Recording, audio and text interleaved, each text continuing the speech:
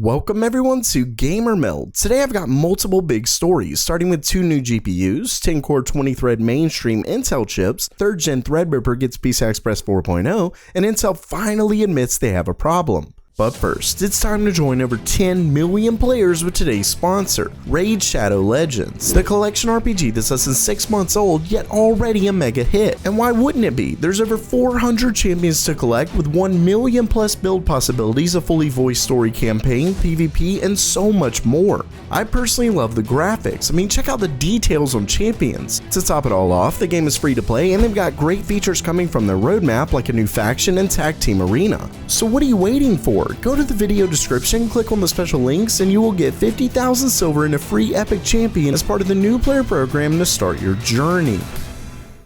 Okay, it's news time, and first up for today, Nvidia is reportedly releasing 2 new GPUs to combat an expected RX 5600 series from AMD. Now, I say maybe because it is still a rumor at this point. Video Cards hasn't been able to confirm it, though we've at least seen one of these more than once in the past, but I'll get to that in a second. Anyway, what am I talking about? Well, MyDrivers.com recently claimed to have gotten exclusive information on an upcoming GTX 1650 Ti and GTX 1660 Super. In the past, we've seen custom GTX 1650 Ti appear in an EEC filing by ASUS, as well as more confirmation from another Chinese outlet. So this is definitely more confirmation, though the difference here is that we actually have possible specs as well as another card, the GTX 1660 Super.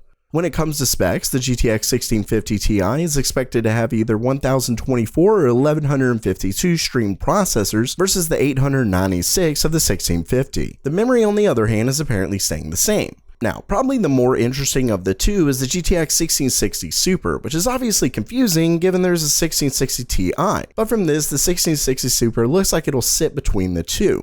When it comes to specs of the 1660 Super, MyDrivers claims to have confirmation that it will maintain the same cores as the 1660, but will have much faster RAM at 14 GHz GDDR6. And that's pretty interesting as it actually gives the 1660 Super faster memory than the 1660 Ti. But hey, we may see a 1660 Ti Super. Then again, they do state that both the 1660 and 1660 Ti will still be sold, so who knows. One thing that isn't mentioned is clock speed, so the 1660 Super could be faster in that regard as well. Still, I do see it as more of a stopgap between the 1660 and 1660 Ti, which there is a little bit of room, but of course this is a way to just kind of make sure Nvidia stays slightly ahead of AMD. Speaking of, as for why they're doing this, it would appear it's for the rumored RX 5600. Basically, things are certainly heating up in the graphics side of things, as both Nvidia and AMD are battling quite fiercely to gain dominance. The question is, who will win?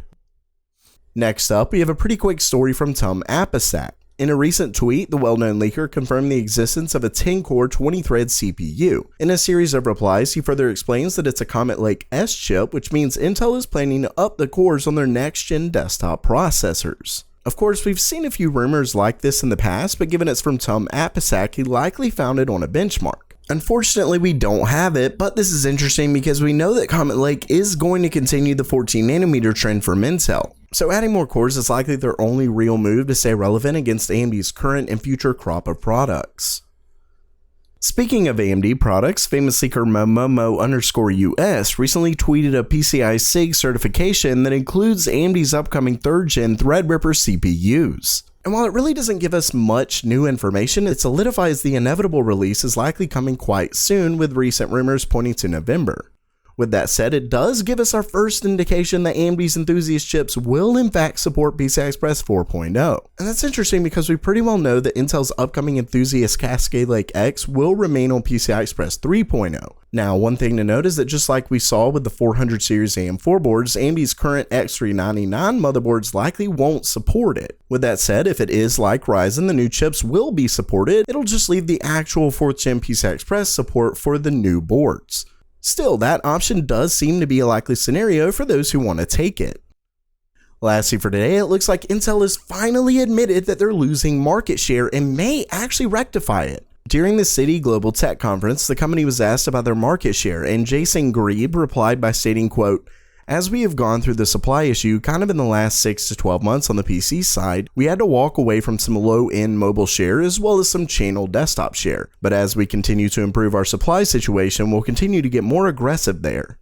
Okay, so he didn't specifically state that AMD was responsible and he downplayed the issue a bit, but Intel is at least planning to come back hard. And maybe that's their upcoming 10-core mainstream processor or possibly Cascade Lake X. Regardless, it's good to see Intel is wanting to fight. So while that does it for today, I do hope I didn't sound too terrible. Unfortunately, I've been pretty sick the last few days, and today it's all up in my chest and nose, so I know I sound pretty bad. Anyway, let me know if you're excited for Intel's upcoming 10-core CPUs, or if you're more pumped for the new mid-range GPUs. Tell me that down in the comments below. And if you liked the video, please honestly share it on social media and give it a thumbs up, because it really does help me out. And as always, have a great day.